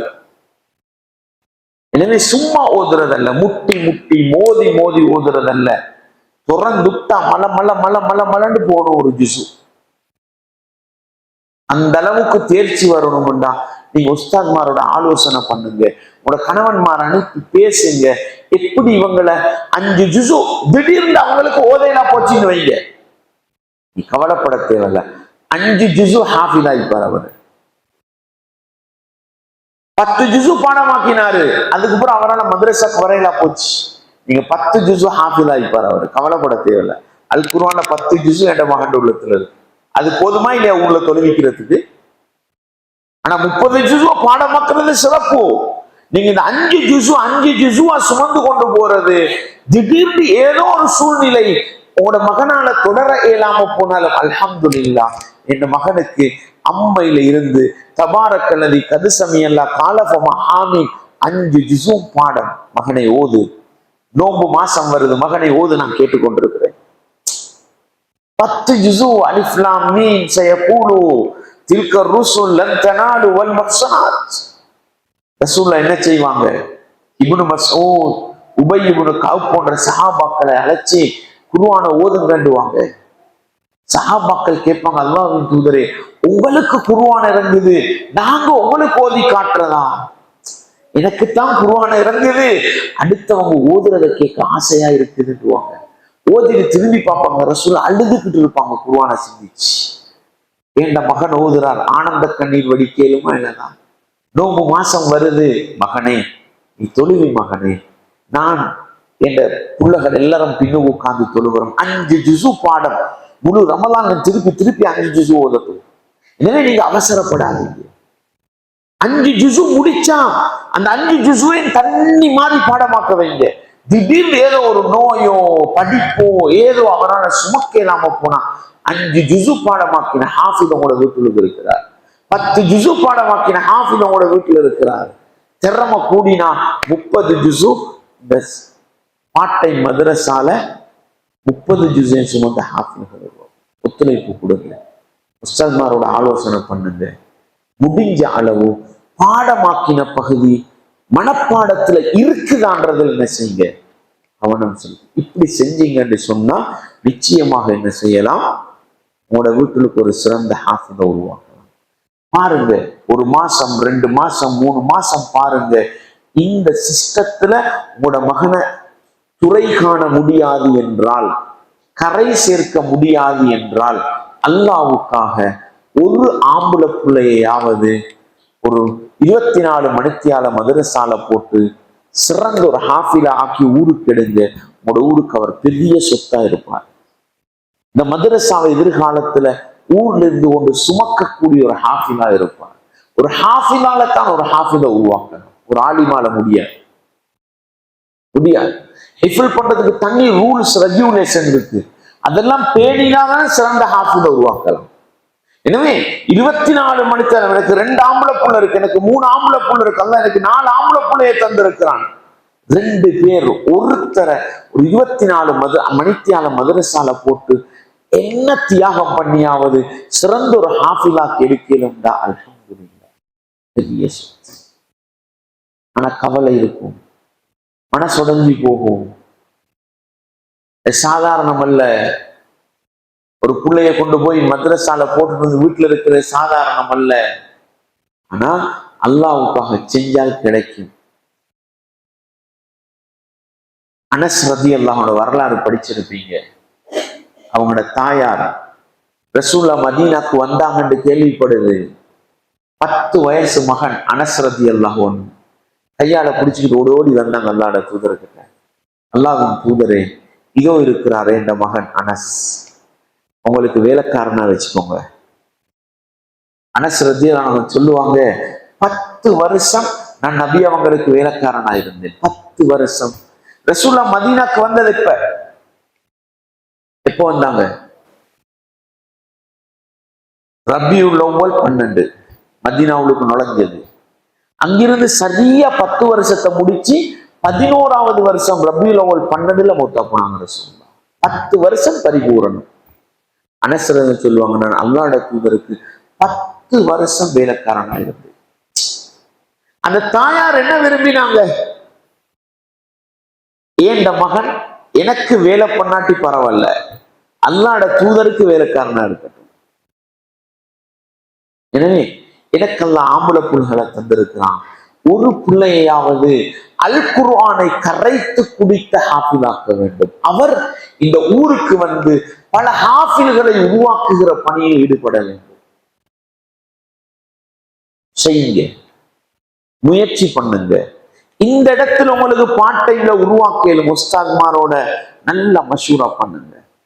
பிள்ளைகளுக்கு ஒழுக்கத்தை சொல்லி கொடுங்க, அறிவுரை பண்ணுங்க. அவங்க குர்ஆனை சுமக்கிற அந்த பணியிட பெருமதியை எடுத்து சொல்லுங்க. அதனூடாகத்தான் சிறந்த ஒரு ஹாஃபில இந்த ஊருக்கு கொடுக்கலாம்.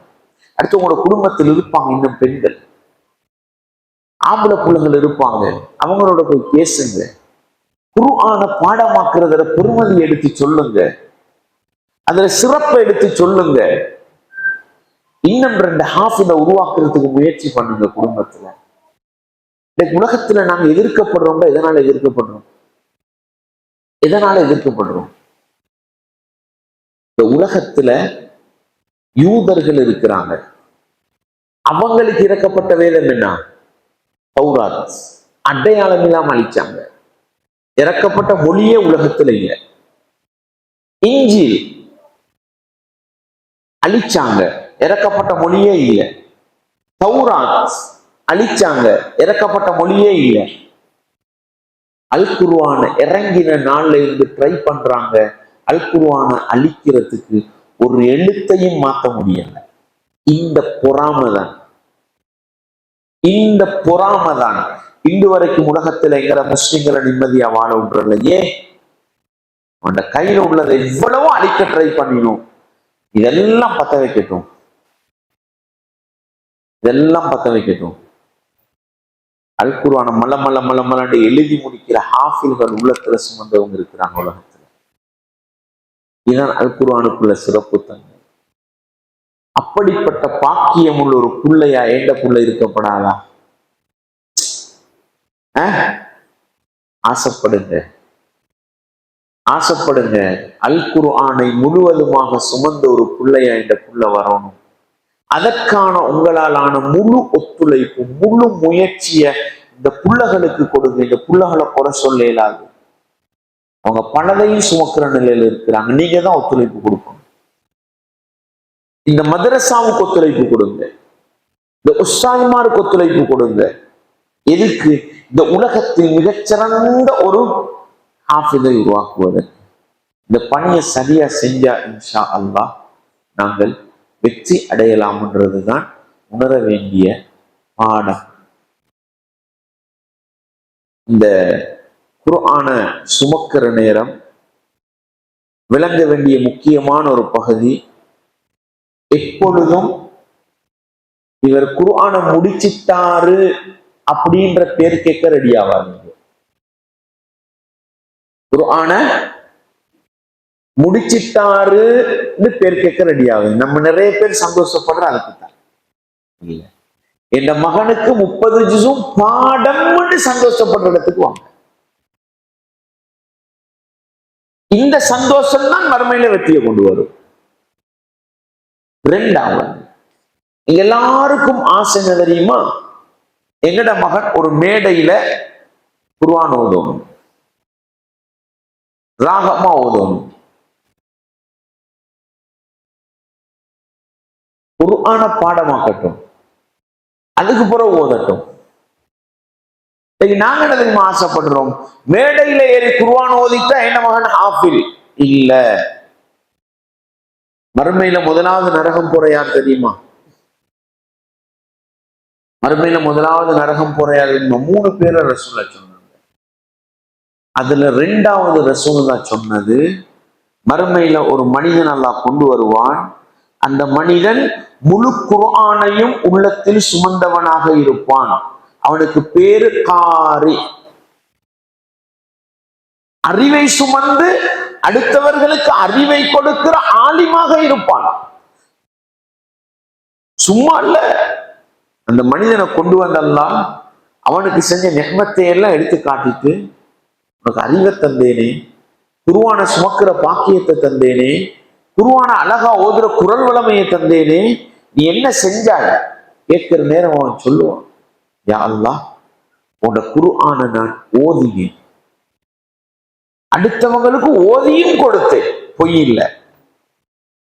மார்க்க கல்வியை நான் சுமந்தேன், அடுத்தவர்களுக்கும் சுமக்க வைத்தேன். அந்த எங்களையும் பாதுகாக்கணும். அல்லாஹ் சொல்லுவான், கதபுத்த, நீ பொய் சொல்கிறாய். குர்ஆனை ஓதினது பொய்யா?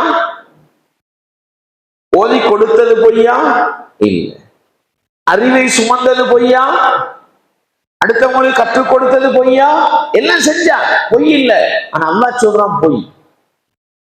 என்ன தெரியுமா சொல்லுவான் அல்லாஹ்? நீ குர்ஆனை ஓதியதெல்லாம் நீ ஒரு காரி என்று போற்றப்பட வேண்டும். நீ மார்க்கத்தை படித்து கொடுத்ததெல்லாம் நீ ஒரு ஆலிம் என்று போற்றப்பட வேண்டும்.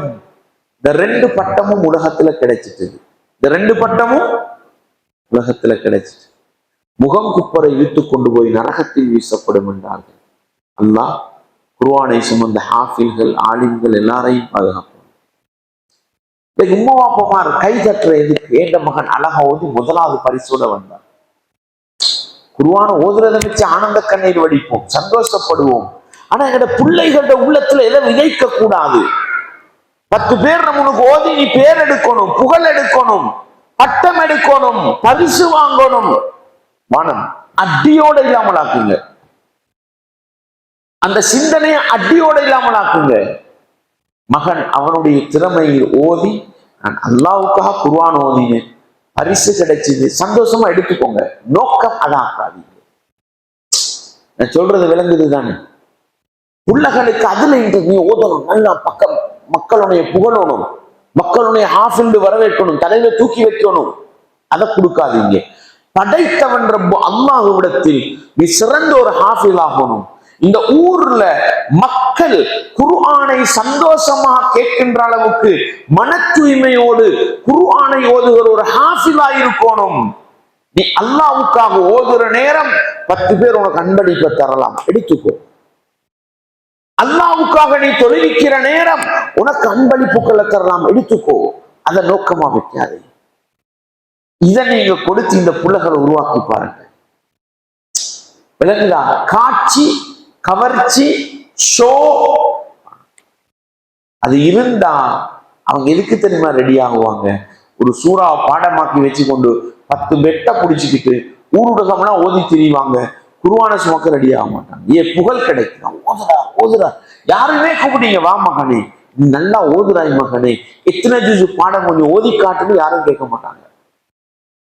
அதை நீங்க தான் செய்யணும், உங்களோட பிள்ளைக்கு அதை நீங்க தான் வளர்க்கணும். அவங்க எதுக்கு தெரியுமா சந்தோஷப்படுவாங்க, அழகா ஓதுறான்றதுக்கு 100 ரூபாய் கொடுத்துட்டு போயிடுவாங்க. அவனுக்கு அடுத்தது பாடமா, கேட்கிற இடத்துல எல்லாம் ஓதலாமா, இந்த தாய்மார்கள் தந்தைமார்கள் நீங்க தான் பார்க்கணும். எனவே பிள்ளைகளுக்கு பட்டம் பதவி பொருளாதாரம் மக்கள் செல்வாக்கு அதை இந்த குர்ஆனுக்கு பின்னால வச்சிடாது. அல்லாஹ் கிட்ட நீ சிறந்தவனா இருக்கணும். நீ குர்ஆன அழகா ஓதுறதுல அல்லாஹ்வுடைய வார்த்தையை அழகாக ஓதுறத இந்த ஊர் மக்கள் சந்தோஷமா கேட்கணும்ன்ற இஹ்லாஸ் வச்சுக்கணும். ரசூல் என்ன சொன்னாங்க, இந்த உலகத்துல இருக்கிற சட்டங்களில் எல்லாம் மிக இனிமையாக ஓதுவதற்கு அல்லாஹ் அனுமதி கொடுத்தது என்றால் அல் குர்ஆன் தான். அல் குர்ஆனை இனிமையாக ஓதும் பொழுது படைத்தவன் ரப்பு கேட்கிறான், மலக்குமார்கள் கேட்கிறாங்க. எனவே அந்த இஹ்லாஸ் அந்த மன தூய்மையை கொடுத்து பட்டம் பதவி பரிசெல்லாம் 2வது மகனே உன் மனசுல வரணும். நான் அல்லாஹ்வுக்காக குர்ஆன் ஓதணும், அல்லாஹ்வுக்காக இந்த தர்பியாவை உஸ்தாதுமார் சொல்லி கொடுப்பாங்க. இதுக்கு பயிற்றுவிக்கிற பொறுப்பு யாரு? பெற்றோர்கள் உங்களோட கையில தான் இருக்கு. நீங்க எப்பொழுதும் குர்ஆன சுமக்கிற பிள்ளைகளோட இருங்க, இரக்கம் காட்டுங்க, அன்பு காட்டுங்க. எல்லாத்துக்கும் மேல உங்களோட பிள்ளைகளுக்காக இரவு பகலாக துஆ செய்யுங்க. எந்த ஒரு கட்டத்துல புள்ள கேசாதீங்க. புள்ள தவறு செய்யும், புள்ளண்டா அதுதான் தப்பு செய்யும், பதுவா செஞ்சிடாதீங்க. ரசூல் என்ன சொன்னாங்க, லா ததுஉ அலா அவுலாதிக்கும், உங்களோட பிள்ளைகளுக்கு எதிரா துஆ கேட்காதீங்க. தவறு செஞ்சாங்க எருமமாடு, இங்க அந்த கலாச்சாரம் இருக்கா? எப்படி ஏசுவாங்களோ தெரியா? நம்ம நாட்டுல எரும மாடுவாங்க, முசீபத்து பிடிச்சவனை நாசமா போனவனேண்டுவாங்க. நஊது பில்லாஹ், சாதாரண வார்த்தைகள் அல்ல. எரும மாடுன்னு நீங்க பிள்ளைய பார்த்து விழிக்கிறீங்கடா. எரும மாட்டுக்கு ஒரு உதாரணம் சொல்லுவாங்க, எரும மாட்டுக்கு மேல மழை பெய்யுற மாதிரி தெரியுமா உங்களுக்கு? வெளியே எரும மாடு போய் மாடு பார்க்கவும் மேல அது இந்த ஊர்கள்ல எரும மாடு வெளியே நிற்கும், மழை பெஞ்சாலும் நிலையும் வெயில் அடிச்சாலும் காயும். நீங்க புள்ளைக்கு எரும மாடுண்டா, அதுக்கு போற அந்த எரும மாடா வச்சுட்டா உங்களோட அட்வைஸும் கேட்காது, உங்களோட ஏச்சி பேச்சும் கேட்காது, சோறும் விளங்காது, குடு கஞ்சாவும் விளங்காது, போதை வஸ்தும் விளங்காது. யா அல்லாஹ், ஏண்ட புள்ள சொல் பேச்சு கேட்கிறான் இல்ல யா அல்லாஹ், அந்த புள்ளைக்கு நல்ல விளக்கத்தை கொடு யா அல்லாஹ். என் புள்ளைய சாலிஹான ஒரு புள்ளையாக்கியா அல்லாஹ், என் புள்ளைய குர்ஆன சுமந்த ஹாஃபிஸாக்கியா அல்லாஹ். தவறு செய்வான், உங்களோட முன்னுக்கு சண்டை பிடிப்பான் யா அல்லாஹ், என் புள்ளைய நீதான் மாத்தணும். துஆ செய்யுங்க. புள்ள என்ன செஞ்சாலும் அதை நீங்க அல்லாஹ்ட்ட சொல்லி துஆவா மாத்துங்க. மக்கால தொழுவிக்கிற பிரதான இமாமுடைய பேர் என்ன? அப்துல் ரஹ்மான் அஸ்-சுதைஸ். அந்த வரலாற்றுல சொல்லுவார் என்ன தெரியுமா, நான் சின்ன பிள்ளையா இருக்கும் பொழுது நான் மிகவும் துடிச்சத்தனம் உள்ளவரால், நான் என்ன செஞ்சாலும் என் உம்மா என்னைய பார்த்து சொல்லுவா, மகனே நீ ஹரத்துல தொழுவிக்கணும் மகனே, நீ இப்படி செய்யலாமா அப்படின்னு தான் கேட்பான். இந்த தாயுடைய ஆசைக்கு இணங்கல்லாம் பிரதான இமாம் 80 காலப்பகுதியிலிருந்து இமாமா இருக்கிறார். ஏண்ட புள்ள தவறு செய்யும், பதுவா செய்யாதீங்க, மோசமான வார்த்தை கொண்டு விழிக்காதீங்க. அல்லாஹ்வுடைய தூதர் சொல்லுவாங்க, எனக்கு நல்ல வார்த்தைகளை கேட்பது இன்பமானதுன்னுவாங்க. நல்ல வார்த்தைண்டா என்ன? தவறு செய்யற புள்ளைய பார்த்து இங்க வாங்க மகனே, நீ நல்ல புள்ள மகனே, இத காதால கேட்கிறத ரசூல விரும்புவோம். கெட்ட புள்ளைய பார்த்து நீங்க நல்ல புள்ளாண்டி சொல்லும் பொழுது படைத்தவன் ரொம்ப ஏற்றுக்கொண்டாண்டா முடிச்சு இந்த புள்ள நல்ல புள்ளையாகும். எந்த நேரத்துல யாருடைய துஆவை அல்லாஹ் எடுத்துக்கொள்வான்னு சொன்னீங்களா? எல்லா பிள்ளைக்கும் துஆ கேளுங்க, எல்லா பிள்ளைக்கும் துஆ கேளுங்க. பேரு சொல்லி சொல்லி கேளுங்க. யாரெல்லாம் எந்த மகனோட இஃபுல் பண்ற இந்த புள்ள கஷ்டப்படுது, அந்த புள்ளைக்கு உதவி செய். போட்டி பொறாமை மனசுல தெளிங்க. உங்களோட புள்ள கஷ்டப்படுது, அடுத்த புள்ள பாடமாக்குறான், சந்தோஷப்படுங்க. ஏன் ரசூலுல்லாஹ் சொன்னாங்க, யாராவது ஒருவர் அடுத்தவங்களுக்கு தெரியாம துஆ கேட்கிறார், எனக்கு தெரியாம என் பேரை சொல்ல நீங்க துஆ கேட்கிறீங்க, உங்களோட பக்கத்து வீட்டு பிள்ளைக்கு அவங்களுக்கு தெரியாம துஆ கேட்கிறீங்க. முகத்துக்கு முன்னுக்கு மோசடிக்கு துஆ கேட்போம், அது வேலையே இல்லை. தெரியாம துஆ கேளுங்க. யா அல்லாஹ் என் மகனுக்கும் நல்ல மனன சக்தியை கொடு, என் மகனோட பக்கத்து வீட்டு பையன் படிக்கிறான் அவனுக்கும் நல்ல படிப்பை கொடுன்னு கேளுங்க. அல்லாஹ்வுடைய தூதர் சொன்னாங்க, ஒருவருக்கு தெரியாமல் நீங்க துஆ கேட்டா அல்லாஹ் மலக்குமார்களில் ஒருவரை தலைமாட்டிலே வைப்பான். அவர் ஆமீன் யா அல்லாஹ் இவர் கேட்கிற துஆவை ஏற்றுக்கொண்டு இவருக்கும் அது மாதிரி கொண்டு மலக்கு துஆ கேட்பாராம். அல்லாஹு அக்பர். நீங்க அடுத்தவங்களோட பிள்ளைக்கு கேட்க உங்களோட பிள்ளைக்கு மலக்கு கேட்பாரு. எனவே தாய்மார்களே, சகோதரிகளே, இது சாதாரண பணி அல்ல. ரசூலுல்லாஹ் ஒரு நாள் உம்மு சுலைம் வீட்டுக்கு வராங்க. சொன்னனே யாரு, அனஸ் ரலியல்லாஹுடைய தாயார் அவங்களோட வீட்டுக்கு வராங்க. வரும் பொழுது உடனே கூப்பிட்டு, அந்த தாயார் ஆசையை பாருங்க, அல்லாஹ்வின் தூதரே இதோ இருக்கிறார் என் மகன், என்ற விருப்பத்துக்குரிய மகன். ஒரே ஆளா தான் இருந்தாங்க, பிறகுதான் வேற புள்ளகள் எல்லாம் கிடைச்சாங்க. ஏண்ட மகனுக்காக நீங்க துஆ கேட்க மாட்டீங்களான்னு கேட்டாங்க. அல்லாஹ்வுடைய தூதர் உடனே அந்த தாய்க்கு முன்னால, யா அல்லாஹ் இந்த அனசுக்கு நீ பரக்கத்து செய், அவருடைய பொருளாதாரத்தில் அபிவிருத்தி செய், அவருடைய சந்ததிகளை பெருக்குன்னு துஆ கேட்டாங்க. அல்லாஹ் கொடுத்தது என்ன தெரியுமா? அல்லாஹ் மதீனாவுடைய பெரிய பணக்காரனாக ஆக்கினான். நான் நினைக்கிறேன் சஹாபாக்களில் கடைசிக்கு மௌத்தா போன ஆள்ல ஒரு ஆள் யாரு, 100 வயசு தாண்டி வாழ்ந்தாங்க. அவருக்காக 100க்கும் அதிகமான பிள்ளைகள் அடக்கம் செய்யப்பட்டாங்க. அவர பிள்ளைகள். ஒரு தாயோட ஆசையை பாருங்க. எனவே நாங்களும் துஆ கேட்போம். மாற்ற என் மகனுக்கு கொஞ்சம் கஷ்டமா இருக்குது, என் மகனுக்காக துஆ செய்யுங்க. ஊர்ல ஒரு நல்ல மனிதர் போலத்தர் விளங்குறாரு, என் மகன் குர்ஆன பாடமாக்கிக்கிட்டு இருக்கிறாரு, துஆ செய்யுங்க. விளங்குதா உங்களுக்கு? எனவே எங்களோட பிரார்த்தனைகளின் ஊடாகவும் எங்களோட பிள்ளைகளுக்கு நாங்க பெரிய ஒத்துழைப்பு கொடுப்போமாக இருந்தா நிச்சயமாக என்ன செய்யும், இது எங்களோட பிள்ளைகளை ஒரு சிறந்த ஹாஃபிலாக்குன்ற பாடத்தை படிங்க. மாணவர்கள் நீங்க மனசுல வைங்க, உலகத்துல சிறந்த ஒரு வேலையை செஞ்சுக்கிட்டு இருக்க. என்ன வேலை? உலகத்துல சிறந்த ஒரு வேலை, அல்லாஹ்ட கலாம சுமக்கிற வேலை. உலகத்துக்கு அல்லாஹ் கடைசியாக அனுப்பின வேதம் அல் குர்ஆன், அல்லாஹ்வுடைய கலாம். நீங்க ஒரு எழுத்து அல்ஹம்துன்னு சொன்னா அக்கு ஒரு 10 நன்மை, இல்லுக்கு ஒரு 10 நன்மை, ஹக்கு ஒரு 10 நன்மை. அப்படித்தானே?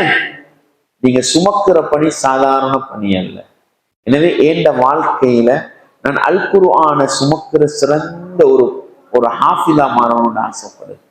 உங்களோட உம்மா உங்களோட வாப்பா என்ன வழிகாட்டலை காட்டுறாங்களோ அதுக்கேத்த மாதிரி நீங்க செயற்படுங்க. உங்களோட உஸ்தாத்மார் இருக்கிறாங்க, அவங்களோட ஆலோசனை சொல்ற மாதிரி நடக்குங்க. சில நேரம் உங்களோட உம்மா வீட்டுக்கு விருந்தாளிகள் வந்திருப்பாங்க, கவனிச்சுக்கிட்டு இருப்பாங்க. நீங்க உம்மோட கஷ்டம் விளங்குதா? நம்ம உம்மாவை கஷ்டப்படுத்தப்படாது.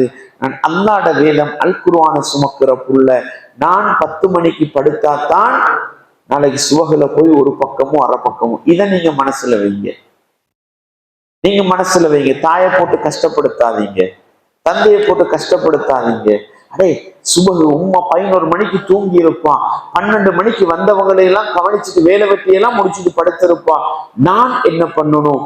சுபகு கிளம்பணும், நேரத்துக்கு நான் போய் பாடத்தை கொடுத்துட்டு வரணும். நீங்க முயற்சி பண்ணணும். உங்களோட தாய் தந்தையினுடைய திருப்திக்காக நீங்க என்ன செய்யணும்? அல்லாஹ்ட வேதத்தை நான் சுமக்கணும்னு ஆசைப்பட்டு ஒரு முயற்சி பண்ணுங்க. நீங்க சுஜூதுல விழுந்து அல்லாஹ்ட்ட கேளுங்க, யா அல்லாஹ் நான் உன்னோட குர்ஆனை சுமக்கணும், நீ எனக்கு லேசாக்கி தந்துரு. பாடமாக்குறீங்க, பாடம் வருது இல்லை, என்ன செய்யறது? 7 ஆண்டு விடுறதில்ல யா அல்லாஹ். குர்ஆனை பாடமாக்குறேன் யா அல்லாஹ், ஓண்ட வார்த்தைகளை பாடமாக்குறேன் யா அல்லாஹ், எனக்கு கொஞ்சம் மனன சக்தியை தந்துரு, எனக்கு கொஞ்சம் நினைவாற்றலை தந்து. அல்லாட்ட கேளுங்க, அல்லாஹ் இரக்கமுள்ளவன் தருவான். பாடமாக்கினது மறந்து போகுது அதிகமா, நிறைய என்ன பண்ணுங்க, அல்லாட்ட துஆ கேளுங்க, உங்களோட பெற்றோருடைய பேச்ச கேளுங்க, உங்களோட உஸ்தாத்மார்ட வழிகாட்டலை பாருங்க, நீங்க ஒரு கவனம் செலுத்துங்க. நான் இந்த உலகத்தில் மிகச்சிறந்த பேச்சான அல்லாஹ்வுடைய வார்த்தைகளை சுமந்த சிறந்த ஒரு ஹாஃபிலா வரணும் என்று நீங்க முயற்சி பண்ணுங்க. வீட்டுக்கு போனா எங்கடா உம்மா போனை வைக்கிறா, எங்கடா வாப்பா போனை வைக்கிறாரு, போன் எடுத்து டைமை வேஸ்ட் பண்ண ரெடியாக டிலீட் பண்ணும், வேகமா டிலீட் பண்ணும். நீங்க இங்க வந்து அரை மணித்தியாலம் குர்ஆனை பாடமாக்கிட்டு அங்க போய் கிடைக்கிற ஒரு மணித்தியாலம் உள்ளதெல்லாம் தட்ட தட்ட இது கொஞ்சம் கொஞ்சமா டிலீட் ஆகிட்டு. கொஞ்சம் காலத்துக்கு கஷ்டப்படுங்க, உங்களோட வாய் பழகட்டும், உங்களோட உள்ளம் சுமந்து பழகட்டும். பழகிட்டதுன்னு சொன்னா அதுக்கு பிறகு லேசாவிடும். இல்ல வீட்டுக்கு போனா போனத்தான் அப்பதான் மദ്രஸாக்கு போவேன், இப்படி டிமாண்ட் போட்டீங்கன்னா என்ன தெரியுமா நடக்கும்? அலிஃப்லாமிலேயே உட்கார்ந்துகிட்டு இருப்பீங்க, அம்மையிலேயே உட்கார்ந்துகிட்டு இருப்பீங்க. ஏன் தெரியுமா? இங்க பாடமாக்க பாடமாக்க அங்க நீங்க உறவர் தட்டுறது டிலீட் பண்ணிக்கிட்டே இருக்கும், அழிச்சுக்கிட்டே இருக்கும், சுமக்க விடாது. விளங்குதா உங்களுக்கு? எனவே நீங்க வீட்டுக்கு போனாலும் நான் குர்ஆனை சுமக்கிற புள்ள, நான் குர்ஆனை பாடமாக்குற புள்ள, நான் ஒரு 5 நிமிஷம் 10 நிமிஷம் பார்த்துட்டா போனை வச்சிருவேன். ஏன்? நான் பாடமாக்கினது எனக்கு ஞாபகத்துல நிற்கணும், மறந்துடக்கூடாது. இப்படி ஒரு ட்ரை பண்ணுங்க. உங்களோட உம்மா அப்பா சொல்லுவாங்க, மகனே நாங்க இன்னைக்கு முக்கியமான ஒரு பயணம் போக வேண்டிய, உம்மா நீங்க போங்க, பாப்பா நீங்க போங்க, நான் மദ്രஸாக்கு போகணும், நான் அல் குர்ஆனை சுமக்கணும். இதை தலை கெடுங்க, இதை மனசு கெடுங்க. நீங்க ஒரு முயற்சி பண்ணினா நிச்சயமா அல்லாஹ் உங்களுக்கு தரான். இன்னைக்கு நீங்க சுமக்கிறது உங்களோட உம்மா அப்பாக்கல்ல, அல்லாஹ் அவங்களுக்கு கொடுக்க வேண்டியதை கொடுப்பான். நீங்க சுமந்தீங்களோ இல்லையோ, அவங்க ஒரு மணித்தியால 2 மணித்தியால 3 மணித்தியால உங்களை பிரிஞ்சு அவங்க வீட்டுல ஒரு முயற்சி பண்றாங்கன்னா உங்களோட இந்த நேரத்துக்கெல்லாம் உமா அப்பாவுக்கு நன்மை கிடைச்சிடும். நீங்க பாடமாக்கி முடிச்சீங்கடா உங்களோட எதிர்காலத்துக்கு குர்ஆன் தான் உங்களோட நண்பர். திடீர்னு மௌத்தா போயிட்டீங்கன்னு வைங்க, 5 ஜுசு 10 ஜுசுவை சுமந்து நீங்க மௌத்தா போயிட்டீங்க, அல்லாஹ் கிட்ட நீங்க சிறந்தவர். எனவே நீங்க பாடமாக்குற குர்ஆன் உங்களுக்கு உலகத்துல பயனளிக்க போகுது, உங்களுக்கு மறுமையில பயனளிக்க போகுது. இதை மட்டும் மனசுல வச்சு குர்ஆனை சுமக்கிறதுக்கான பெற்றோருடைய ஒத்துழைப்போடு, ஒரு உஸ்தாத்மார்ற வழிகாட்டலோடு, நீங்க ஆசை ஆர்வத்தோட நீங்களும் அல்லாஹ்ட்ட துஆ கேட்டுக்கொண்டு முயற்சி பண்ணுங்க. நிச்சயமாக அல்லாஹ்வுடைய வேதத்தை சுமக்கின்ற சிறந்த ஹாஃபில்களாக இந்த ஊருக்கு அல் குர்ஆனுக்கு வழிகாட்டுகள் நல்ல ஆலிம்களாக மாறலாம். வல்லவன் ரஹ்மான் எங்கள் அனைவரையும் அல்லாஹ்வுடைய வேதம் அல் குர்ஆனை கொண்டு இந்த உலகத்திலும் உயர்த்தி மறுமையிலும் கண்ணியப்படுத்தி சுவர்க்கத்துக்குரிய மனிதர்களாக தேர்வு செய்து கொள்வானாக. வஆகிர் தஅவானா அல்ஹம்துலில்லாஹி ரப்பில் ஆலமீன்.